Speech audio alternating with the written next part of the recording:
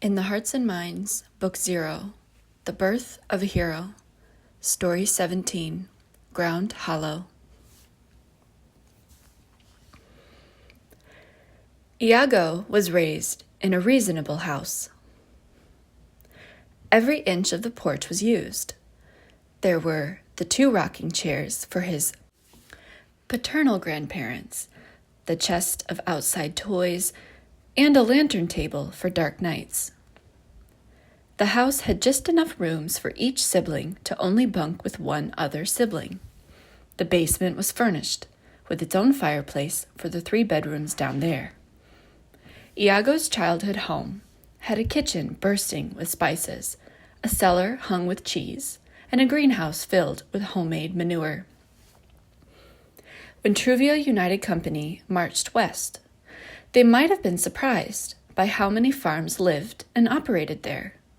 In the east, many of the homesteads had been overrun with brucellosis, decimating thousands of herds down to a sickly few cows who had nearly lost the ability to eke out even a small amount of milk. Ground Hollow wasn't like those eastern farms. This homestead didn't employ union farmers, who put in a 12-hour workday, 3 days a week, no more, no less. It didn't employ city kids, who looked to make it rich on the Fromagian kingdom's namesake, but were unused to all the smells.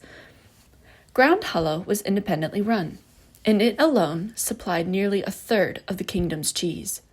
West of the Gruyere, chances were your milk and dairy products came from one source.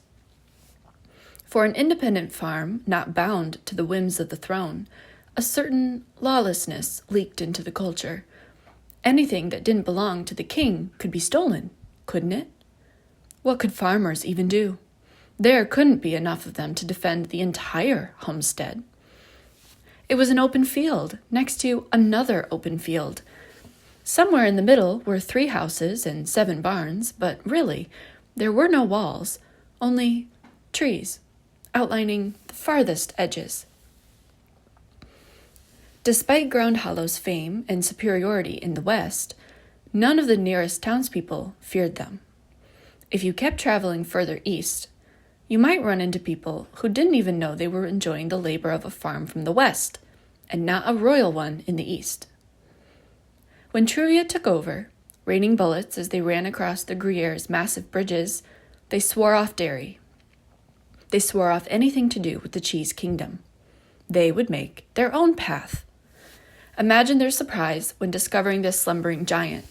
Imagine their surprise when they showed up to the 3 houses and 7 barns, and kids with rifles popped up out of the grass and behind cows grazing in picturesque fields.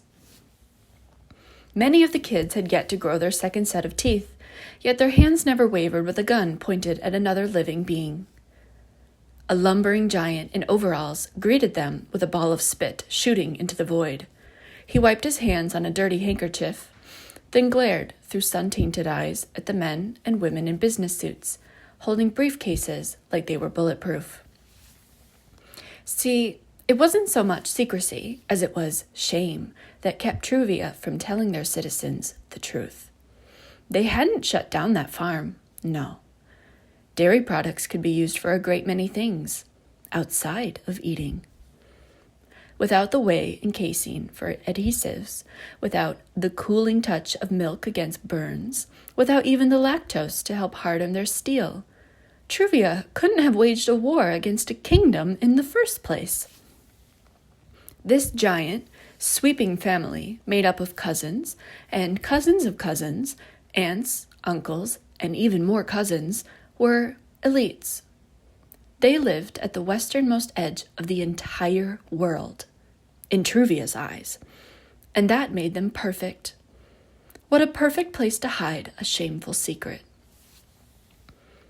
The current head of the farm preferred Tarente cattle over Charolais because he'd always dreamed of living in the mountains.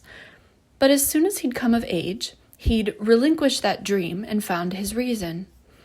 The Charolais may look at first like a demonic set of albino fiends sent to purge the land of grass, but their milk production couldn't be outdone. It didn't matter if the breed suffered from an overall increased risk of dystocia. There were aunts and uncles, siblings, and children who had gone to bovine veterinary school to help with that sort of thing.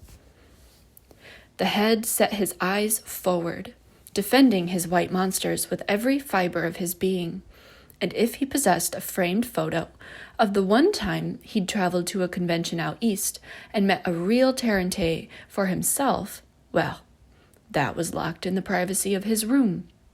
Not even his wife went in there. The war was good to Ground Hollow. None of the children or adults were conscripted. They didn't have to cease functions like most every other dairy farm out there, and the war front was hundreds of miles away, so far away as to be an afterthought. But the head of the farm had a problem. He had a son. Just one. It wasn't any big deal, but he and his wife could only stomach making the one.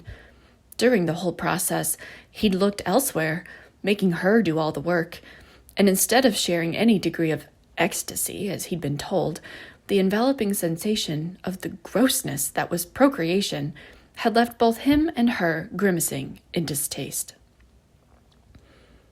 "The doctor says you have to elevate your hips so the semen gets down to the whatchamacallit."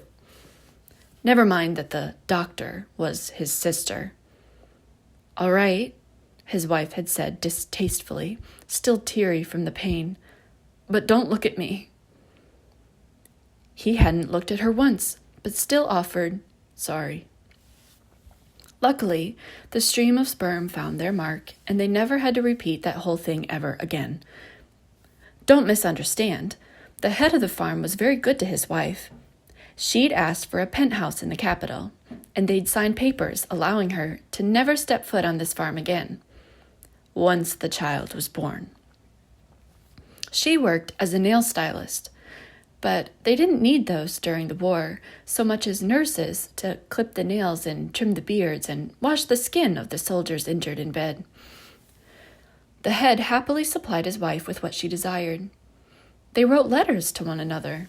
Even after the child survived its birth, they were friends who'd made a child. The problems, the real problems, came later. When the child was 7 or 8 years old, the head's wife suggested he go to school in a nearby town. He shouldn't isolate himself to only his family. Sure, the two of them had met through a pairing service, but it had all been in the mail. His wife wanted their son to have a chance to explore the world outside of the postal worker's word of mouth. She wanted him to live it, not hear about it. The head of the farm conceded to his wife's suggestions, but because of the child's bawling nature, this real-life experience often left blood on the seat of his tractor after another day of his son being pummeled by other kids. Calming down an incessant crier was never the head's forte, and he wrote to his wife in near desperation. He tried telling the child to hit them back, but his son had responded that he didn't want to hit anyone. Next, he tried talking to the other parents, only to receive false promises. Eventually, they wouldn't even open the door at his knock. After that, they changed his son's class, but the problems started up again, only weirder and more severe. Were these children or demons? "Son, if you don't defend yourself, why would anybody stop hitting you?" It was a reasonable argument, if flawed. The head didn't know how to bridge the gap in his mind with the utter blankness of when he tried to come up with something different. "If I don't do anything to them," his son countered, "why would they hit me at all?" That was also a reasonable argument. The head didn't know what side he was supposed to be on. His job as a father was to push his child into becoming a well-rounded person, says his wife. But his success rate had fallen off entirely. Perhaps he'd peaked as a father when his son no longer wanted to talk about the tractors on the farm. Now he asked about recipes to things that the head had never heard of. What exactly was a millefeuille? And where had his son even heard about it? After almost 5 years of this, the head and his son could hardly speak without sounding as if they were reading from already scripted, tired lines. His wife, who wrote letters to their son as well, declared that he was only making things worse. Which, yeah, that had been what the head had tried to portray in his letters all this time.